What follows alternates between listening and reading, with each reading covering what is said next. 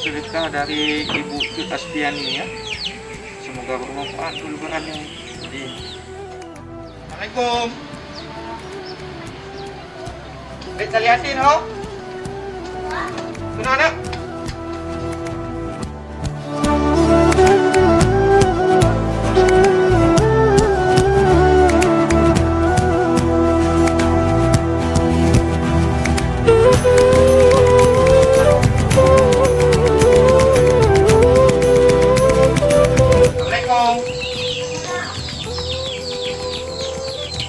Mana belajar baru?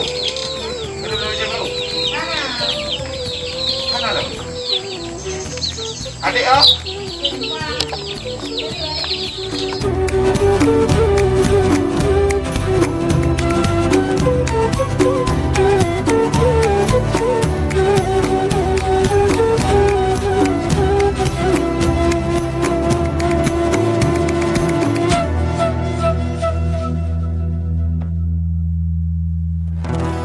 Assalamualaikum warahmatullahi wabarakatuh.